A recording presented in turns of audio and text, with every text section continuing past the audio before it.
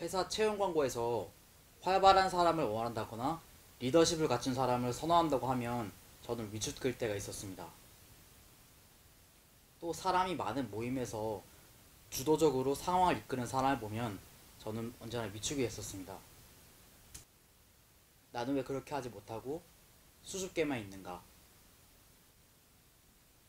활발하고 리더십을 갖춘 성격이 좋은 성격이라고 믿었습니다.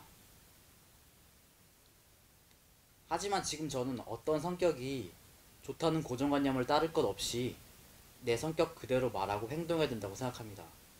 나 자신이 아닌 사회적으로 좋은 것처럼 인정되는 성격에 대한 고정관념을 쫓아서 행동을 한다면 내 말과 행동에 결코 힘이 실리지 않습니다. 마음이 불편하고 또 내 능력 역시 발휘할 수 없습니다. 오직 내 진심이 있는 말과 행동이 스스로와 남들에게 힘을 가질 수 있기 때문입니다. 저는 성격이 만들어지는 특성에 대해서 생각합니다. 성격은 자신이 겪은 환경을 경험하고 그것들에 반응해서 심리적 안정의 평형 상태를 유지하려는 왜곡이라고 저는 생각합니다. 성격은 하나의 결과물입니다. 자신이 겪는 환경은 성격을 만드는 기본적인 요소들입니다. 여기에는 유전적인 성향, 자라온 환경, 겪었던 경험, 자신의 능력, 자기를 보는 관점과 해석 등을 포함합니다.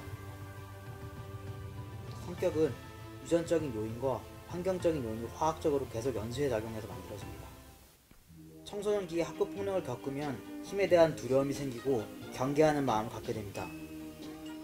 부모에게 사랑을 받지 못하면 사람에 대한 신뢰가 적고 불안감과 자존감이 낮은 성격을 갖게 될 수 있습니다.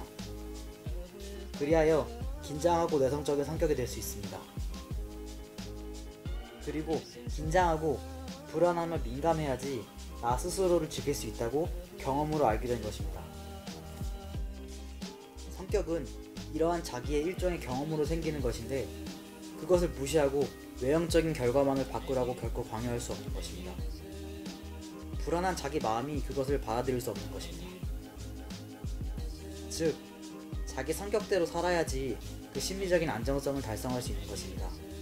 자기가 환경을 겪어서 만든 성격대로 그 진심으로 살아야 마음적으로나 환경적으로 소기의 목적을 달성할 수 있을 것입니다.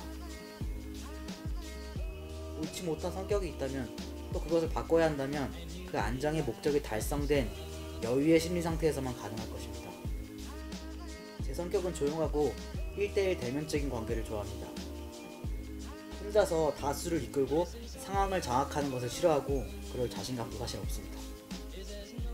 그런데 남자의 성격은 이래야 한다는 의식에 사로잡혀서 그렇게 남자답게 행동하려 하다가 죽도 밥도 아닌 실패한 인간관계를 갖게 된 경험이 여럿 있습니다.